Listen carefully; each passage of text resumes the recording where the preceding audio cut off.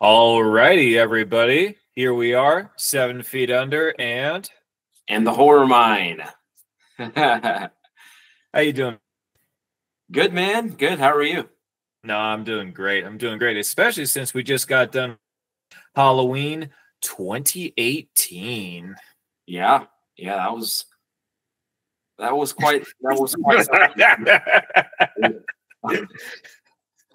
Are we just tearing this movie a new asshole, or are we gonna say anything nice about it? No, I'm not. Let me not start negatively. I want to start with the positives and start from the top, but I'll before I say anything, it was not as good as I remember it to be. Like I remember when I first watched it in theaters, I'm like, man, yeah, this is awesome. And watching it now, I don't know why. Maybe it's because since then I've done so much things with the horror mind and I've broken down and reviewed so many horror movies that it's just not as good. I don't know. I think what happened is that Halloween Ends soured the taste of the whole trilogy. I know technically it's not a trilogy because it does take place after the first original movie. Why did they do that? I don't know why the first movie is so glorified that there's now four different timelines that all apparently take place after the first movie. Mm-hmm. What is wrong with the second movie? I love the second movie. I actually think it's better than the first, but that's just me. I can't wait to receive all the hate about it. But apparently, the first Halloween, some golden child. That's a great old 90s movie, by the way. But yeah, no, I really do think Halloween Ends was so bad that it kind of ruined the whole trilogy. So you don't really have to give 2018 really a benefit of the doubt, because what did it amount to? So, yeah. Yeah, I mean, I feel like they tried to do a lot with 2018. And first of all, it was too much, yet not enough, if that makes sense. No, it does. It does. It's just in different parts. Yeah. I was actually pretty surprised as we were watching. There are a lot of connections from this one to the second movie. Obviously, the second movie was planned. The third movie, I'm very skeptical that they actually had that as the part of their original plan. But for the second movie, I mean, we can talk about it further as we're going on. But yeah, no, I was surprised at how many connections there actually were.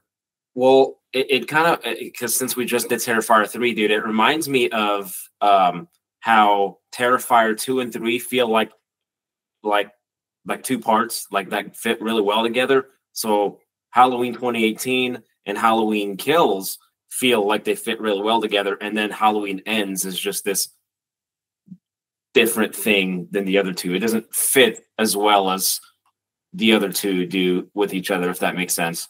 Oh, yeah, no, absolutely. Especially, I mean, because they had to do it. If they didn't feel connected, they were really shitty writers, because Halloween Kills takes place literally that same night. It's like an 18-hour night. It's the whole, what is it? Half of this movie and then the entirety of Halloween Ends. Which is weird, because then in Halloween Ends, and again, we're just talking about 2018, but just initial thoughts, Halloween Ends takes place 5 years or however many years after Halloween Kills. And so kind of just Terrifier, what are we doing between that time? Why? Retarded. I know I'm not supposed to say that word on YouTube, but fuck it. Yeah, it is so. I hate that movie so bad. So I guess let's just start with 2018. I guess with the positives, it feels like a Halloween movie, which is a weird compliment to give a film called Halloween 2018, but it feels like a Halloween movie, right? And I say that because you get movies like, Halloween Season of the Witch, which, of course, it is a good movie in its own right, but it doesn't feel like a Halloween movie, right? It feels like a different kind of thing. Halloween H2O doesn't feel like a Halloween movie. Oh, you mean takes place on Halloween? Because I thought Season of the Witch definitely does. I mean, the whole thing is literally Halloween masks. By a Halloween movie, I mean Michael Myers. Okay, okay, okay. You know, kicking in doors and taking names like that. Gotcha. Like by Halloween movie, I guess I mean like it feels like the original and has the atmosphere and the core of the original film. So this one has that towards Right. this. So I guess the reason why you're saying that is because this does take place in a small town. That's like one of the key biggest like aspects that you have to have in like this series is that it's a small rural town. Well, I guess I say that because I feel like there's been so many Halloween sequels that they take so many liberties and like changing the story or changing like the core and the heart of what made the original Halloween. For example, like the first Rob Zombie Halloween, perfect, felt like a Halloween movie. Number 2 did not feel that way because they tried to add so much stuff. Halloween 2018, Halloween Kills feel like Halloween movies. Halloween Ends does not feel like a Halloween movie because they tried to make that into I don't know what they tried to make that into, but it did not feel like a Halloween film. So I guess to start off with the positives, Halloween 2018 feels at its core feels like the Halloween movies that we know and love. Yeah, no, absolutely. And just like as a side note, I really do enjoy Rob Zombie's Halloween. However, I have to say this every single time I bring it up because a lot of people like to shit on Rob Zombie's Halloween. Is I like the theatrical version, not the director's cut. The big differences between the two, without getting like demonetized or whatever, and the theatrical version, one of the key differences is how Michael Myers breaks out of the asylum. Yeah. In that one, he's being transported by police, breaks out of his cuffs, kills the cops, kills everybody. Awesome. Over the top, shocking, especially after he kills the orderly or the one of the guys that helped him out. That was by Danny Trejo. Yeah, that made me so sad.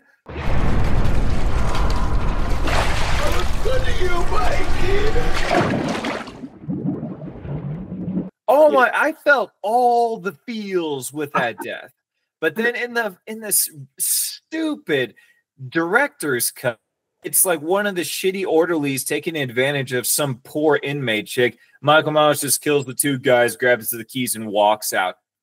Fuck the director's cut. Yeah. That is so lame. Okay. Yeah. Side note over.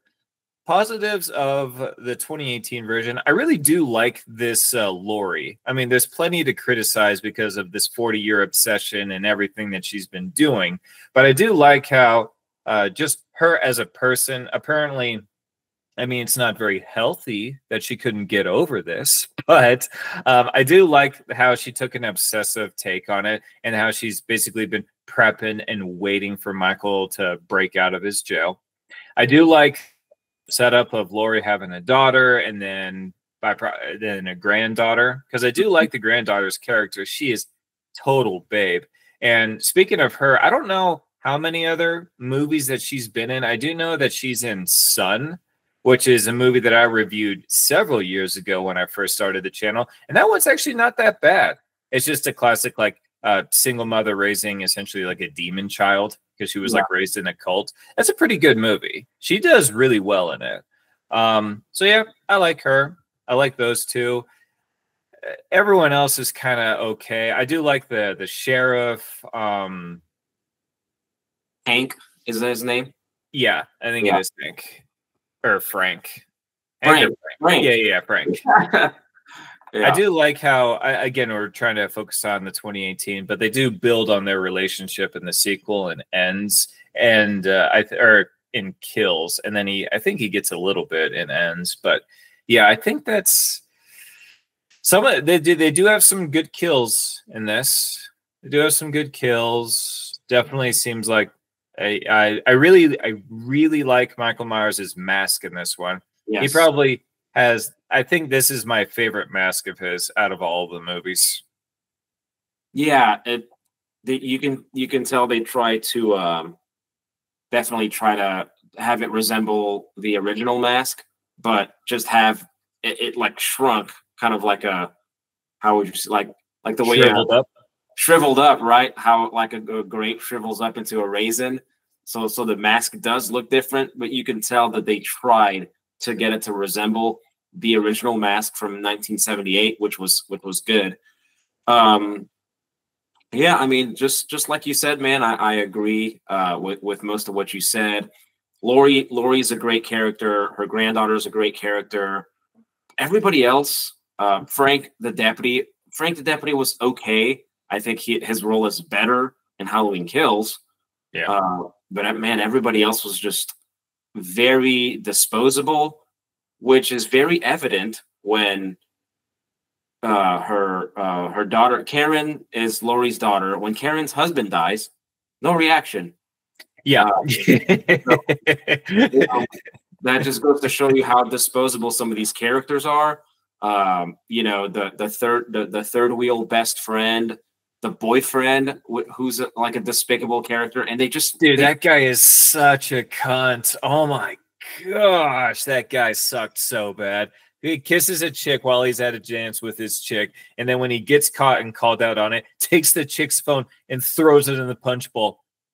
Are you gonna get that phone? What an ass. Not good, man. I feel like I really do feel like they first of all, that was too many characters, right? Too many characters. Like I said, they do too much, yet not enough, because you introduce all these characters, but all the characters are bland, right? Too many characters, not enough substance with those characters.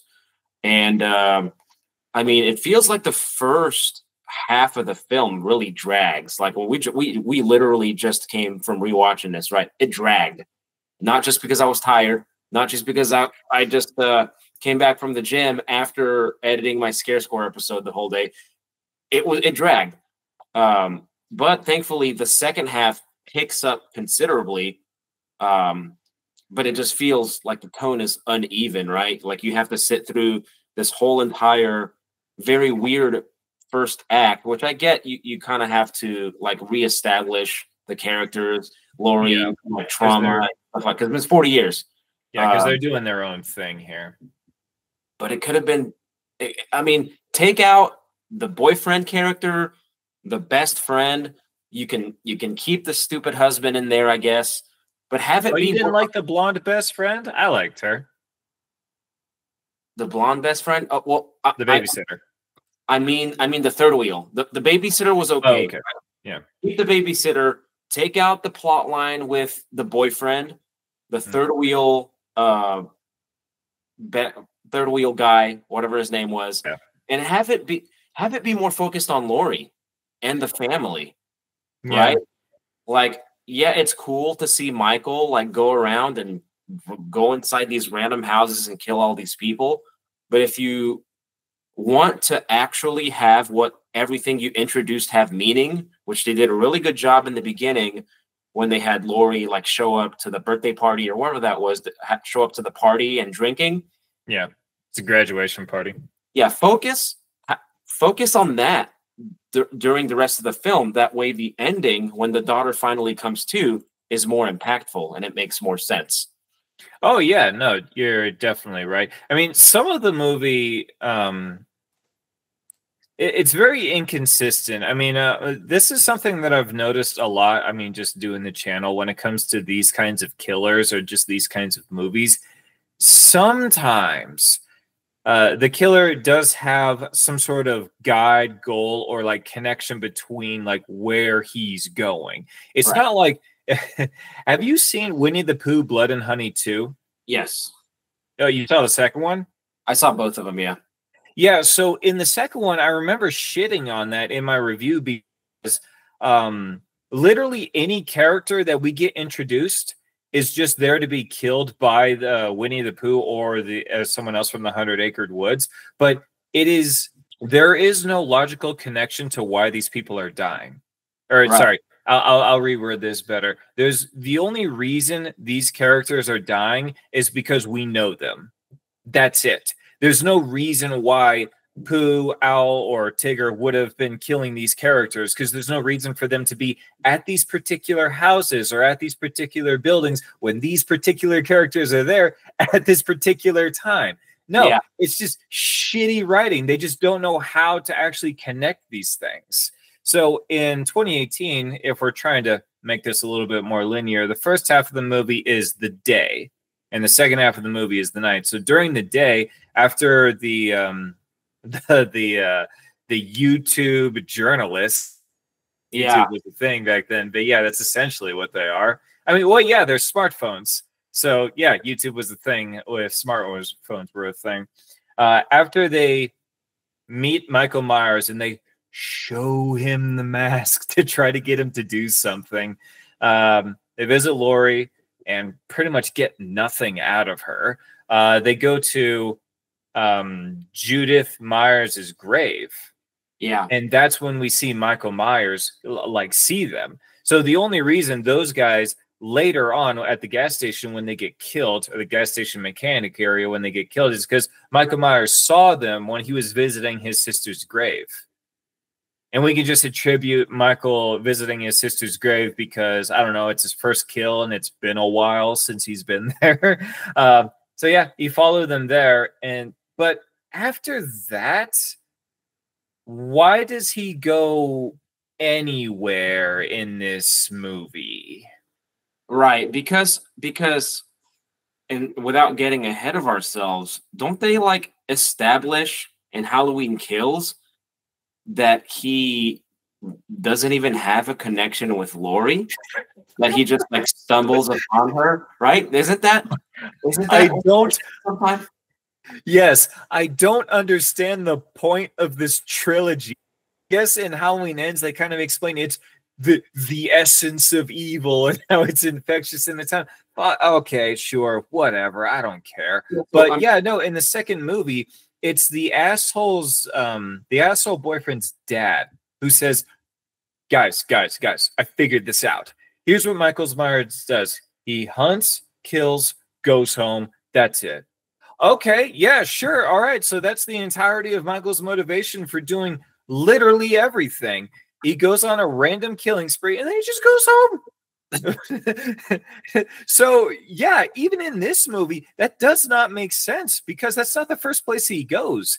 I don't think it's actually established in this film that we return to the original home. Laurie's home is not the original home. Her daughter's home is not the original home. I don't think it's definitely no. It's definitely not the babysitter's home of the black kid who I think has the nurse and doctor couple costume in the second movie, which is a connection I did not realize. And that poor kid just became an orphan and it's never talked about, but I'm very sure those were his parents. So Michael goes there, never established that was the house. And in the second movie, it's the I think it's the gay couple at the end. Like they're the guys. They're living in Michael's house. Yeah, and again, this is the same night. So we never go to Michael's house in this. So that connection or thing that is uttered in Halloween Kills does not make any connection or make any sense when you have actually seen Halloween 20. Remember it well. Yeah, I mean, okay, if we're going to remain objective, then we can't bring that up, right? Because that's not fair. Because if we're going to rate 2018 on 2018, okay. If we're just doing 2018 on 2018, right? Okay, all right. So I'll try to forget that. But my point still stands. Yes. After the only connection that he does from point A to point B that makes sense that you can actually deduce is he goes to the grave, sees the reporters, he knows the reporters have the mask, he follows them, and then he kills them, and then what? That's it. Because everything else after that, it is like Michael just happens to stumble upon there. Like Michael didn't go looking for Laurie's house. He went looking for a chef's knife. Yeah, so he goes to some random chick's house, grabs a hammer from her garage, beats her to death, grabs a chef's knife, sees a crying baby, ignores it, walks outside. And then he goes to the babysitter's house. So then this goes back to my whole Winnie the Pooh Blended Honey 2 thing. He only goes there because we as an audience member have met the babysitter. Right. And he just so happens to be there. But yeah, I mean, knowing, again, trying to take my head out trying to take out of my head what we know about like Halloween kills or whatever. Just think about what happens in this film. Michael just goes and he kills almost, you know, unbiasedly, right? And he's taken to Laurie's house. He's not looking for Laurie, which it seems that way, but he's not, because Dr. Sartain drove him to that house. But that's weird, right? Because after that sick mini pen knife spear thing into the sheriff's throat. That's a whole other thing. But like, not only is Michael not, it's clear that Michael is not looking for Laurie. Yeah.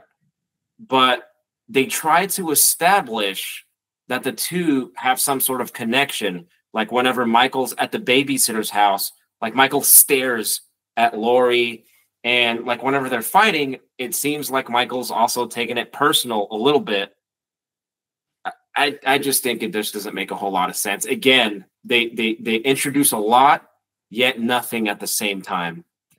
Right. So the doctor, I think, to kind of try to rationalize it, is that since the doctor is obsessed with trying to understand Michael Myers, just classic mad scientist reason is like, okay, I'm not sure how like valuable this information will be for anyone else, but okay. Yeah, so he's just grasping at straws. He's like, the only because Michael Myers does not speak, famously. So he's just like, the only connection that you could possibly deduce is that he has a connection to the only final girl that's ever survived him. Because again, this takes place after the first movie where Michael Myers killed 3 people, and there's, I don't know, at least a dozen real world serial killers with a higher kill count than him. I remember shitting on that when I reviewed the movie originally, or maybe it was when I reviewed Halloween Kills. Anyways, yeah. And if I'm trying to help out the doctor with his explanation and why he's doing what he's doing, is that nothing else to go off of. Yeah, well, so Michael Myers has to have a connection to Laurie Strode. Well, I think that may be a point we're missing, is that the connection of Michael to Laurie is almost entirely made up by Dr. Sartain, and Dr. Sartain is the driving force of Michael coming back to Haddonfield and going to Laurie's house, because he said it, right? We're going to find out when he tells the granddaughter when she's in the back seat, we're going to find out when Michael and Laurie finally come together what they're about. So pretty much this whole entire film is like Dr. Sartain's experiment. Which is a very questionable reason to create another trilogy out of or another sequel out of the Halloween franchise. Yeah, okay. I mean, we have all that, and you know, like I told you while we were watching the movie, man, they could have just ended it right there. Had Michael die in the fire, that would have been a good ending for Laurie, right? She rides off in the truck with her daughter and her granddaughter, and that would have been good. But of course, you got to make money, right, with these franchises, and you know, now you have a Joker Folie à Deux situation to where you make sequels that make absolutely no sense. And then, which is a topic for a different day, then you give David Gordon Green another beloved franchise to destroy, Exorcist Believer. Oh yeah, he did that. I actually did a worst of list of the year last year, and I didn't see that movie, so it didn't make it. Thank the Lord, because apparently there's like not a single person that liked that movie. And they are like, what, hundreds of millions of dollars in debt, and they're trying to like make the money back. It's just, that guy really swung, and he could not have missed harder with Exorcist Believer. Well, I feel like we're going off on a tangent again, but they took away the trilogy from him. Now somebody else is going to reboot Exorcist again. Believers, that's it. It's done. Yeah. But, okay, so going back to 2018, Yeah, so we talked a bit pretty much leading up to Michael entering Laurie's house. I like how her house was set up as essentially like a I don't know how best to describe it, but it's set up to be like a battleground. Like a sock trap almost for Michael. Yeah. He's sick. All the different like drop doors that she had on all the individual rooms in the house. I thought that was a nice touch. She definitely could have invested in a shorter barreled rifle. Yes, dude. Oh, sweeping rooms with a very long barreled rifle. I'm like, you've been Exactly. prepping for 40 years and you didn't prep sweeping rooms. Well, that's the thing, right? It's like, if you remember when she's in the basement with the husband and her daughter, and she's like, hands her daughter the long barreled shotgun. She hands the husband A revolver. the revolver, and then she has the short barreled shotgun and says, "This is tactical," but she doesn't fucking use it. So she goes around with the long gun, clearing. I mean, she's like being tactical about clearing rooms, but like, you know, anybody that knows anything about tactics is your barrel should not be the first thing that pokes into a room because somebody can just grab it. Which what?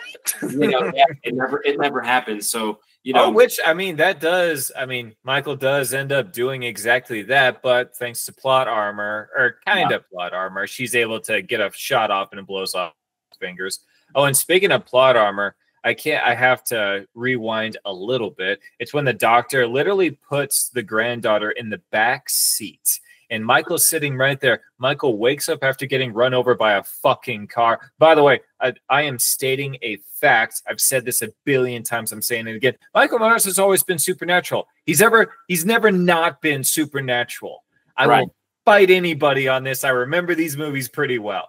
So, yeah, he puts her in the car. He wakes up. And the second Michael wakes up, he attacks the driver with that police protective plate behind them instead of the chick who's literally right next to him.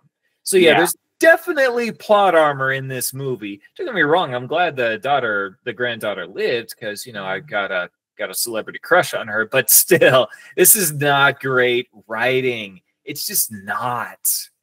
And then not great writing. But I don't want to make it sound like we're just picking this movie apart. Aside from like the bad tactics and the things you can pick apart about that final sequence, the final sequence is the best part of the film. It's cool. Yeah.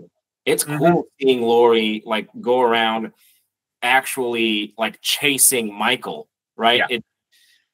I like the reverse when he put the window, he looks and he sees her and then he looks again and she disappears like a little, That's what they're going for, and it's cool.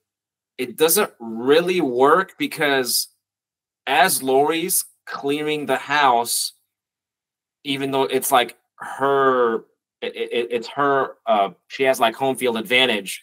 Right.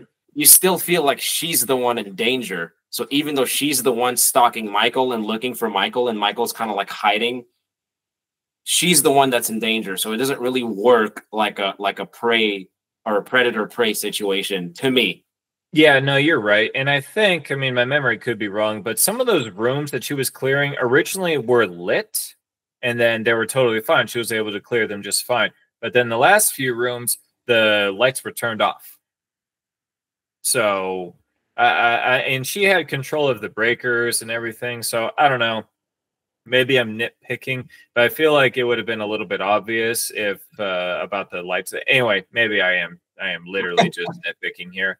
But a little bit further on, my favorite part of the whole movie, I actually used this as a clip and I can't wait to use it again, is the gotcha scene. Gotcha. Such a smart move. Yeah. She knows she has the drop on him. There's no other way he can get in there. Fakes being depressed and crying and sad.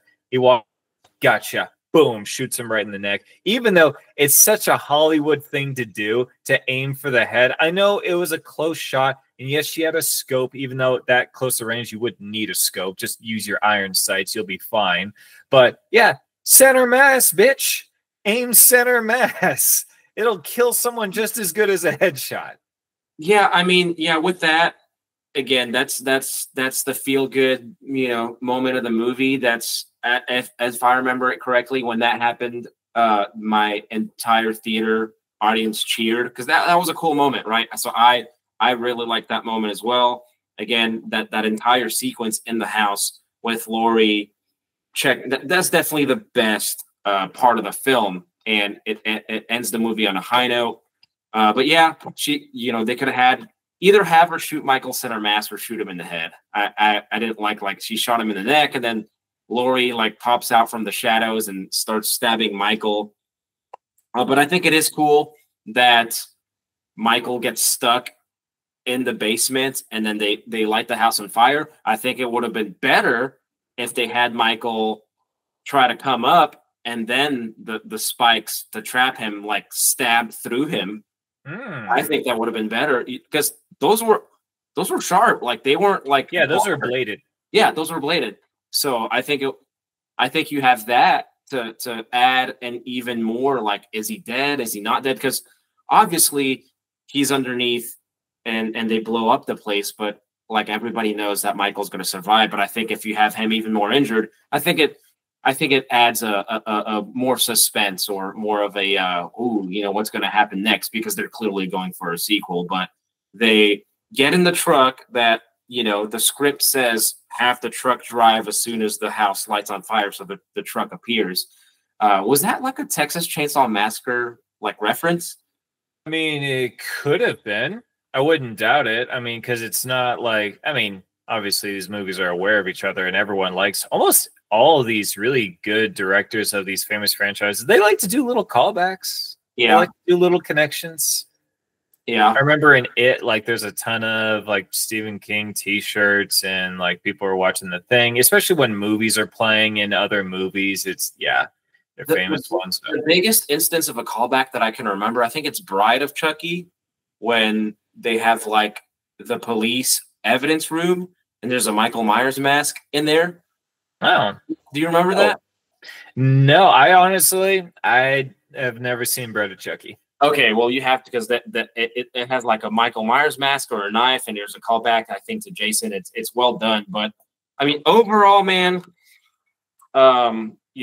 we were supposed to do Halloween Ends because we just talked so much shit about it in our Terrifier review, but I was like, I am not sitting through Halloween Ends again. So I thought, you know what? Let's enjoy ourselves a little bit and watch Halloween 2018. Wasn't as good as I remember it. I think maybe because I'm looking at it from a different lens now. Still good. 6 out of 10. Yeah, it's definitely the best out of the three, and admittingly, that is a pretty low bar. But it still has its moments. I still think decently about it. It's not like I think of it. I was just like the entire trilogy is irredeemable. It's not totally irredeemable. First one is decent, and not terrible, but definitely not great. I'll give it a 6 out of 10. What would you give it? Oh, I'd probably give it the same. 6 out of 10. Just a few more good things than shit things. If I ever rate a movie that's like 5 out of 10, that's like just as good as it is bad, like bad parts and good parts evened out. But yes, I would say 6 out of 10. I think a 6 out of 10 might be generous, but I'm staying firm with it. 6 out of 10. Yeah, it's an enjoyable watch. I think, like I said, the second half saves the film. They introduced a lot of things in the first half that I wish they would have explored, rather than have all these attempts at comedy. And it's just, I like some of the humor. I like some of You know what that is? Homemade brownies, chocolate pudding. You made those? Yeah, I made that myself. Because I'm a baker, I like to bake. That's like what a 5-year-old would eat if they could make their own lunch. I like that joke. That was pretty funny. It wasn't bad, man, but they just tries way too hard, man. And I don't like when they try to add comedy just because. You could definitely tell, and there were some parts in this movie where I don't know if it was either for budget or timing. I mean, it's not a very long movie. It's only an hour 45, but like Michael Myers does kill plenty of people off screen. Like the babysitter's boyfriend, his knife gets the death as in the first movie, like stuck to the wall, pinned to the wall with a knife. We never see that happen. We never see him kill any of the gas station attendants or the mechanics. I would have liked to see some of that stuff, like the removing of the teeth. More importantly, because Michael does like playing with his food, typically post-mortem. But yeah, he likes to decorate, and I've never seen that actually happen. That would have been nice. That would have been new for a new trilogy. I don't know. That's a good point. Like, it's not like they're afraid. Like, it's not like they were trying to shy away from gore, but they cut away from a lot of stuff, which was a shame, right? Because when I think I remember this movie fondly, but I don't want to say it was like a false sense of like positivity towards the film, but I remember it to be more brutal than what we actually got. They cut away from the babysitter's death. Like, they showed her getting stabbed, but they're showing Michael's face. The first kill that Michael does when he gets to Haddonfield is that grandma. He kills her with a hammer off screen. They show the aftermath. But, you know, they were completely fine with Dr. Sartain's face getting stomped like a watermelon, but I guess everything else was just too, I don't know. I didn't like that either. I'm glad you bring that up. It doesn't lower my score, but I think it has a lot to do with why I did not like this film as much as I thought I did. Yeah. Also, movie is ballsy because they do kill a kid, which is very rare even for horror movies. And they show it. I think maybe that's what led to I mean, there was a lot of hype, I remember, building up this movie when it came out into theaters. So maybe that's why we think of it a little bit more fondly. Obviously, theater experiences are typically better. I really do like going to the movies. But yeah, no, obviously there hasn't been a Halloween movie for several years because the one before that was Rob Zombie 2, and that one left a very bitter taste in people's mouths. Yeah. And then I don't know, I might have to look up in a horror history, like how many good scary movies came out like just before Halloween. Maybe people were like, finally something. I don't know. Didn't Hereditary come out in 2018? I think. Oh, but was it before Halloween or was it after? I don't know. Hereditary was great. I am not shitting on Hereditary. I'm just trying to remember why. Maybe it was just hype. Maybe it was just hype that was building up. And it was also a really long time since we had a decent slasher movie. I know Texas Chainsaw Massacre has been remade like 8 fucking times. I don't know why they keep remaking that movie instead of doing sequels, but whatever. And that's exactly what you said about Terrifier. So that's a good point. Yeah. And we've had a lot since that just haven't been good, right? So that I think that you're right. The hype surrounding like finally getting a new Halloween film that wasn't horrible. It was good. It was very serviceable. We were back in the Halloween franchise in the theater. It just felt good. Rewatching it now after having kills and ends, you're totally right. I agree with you. I think it sours just the entire trilogy as a whole, man.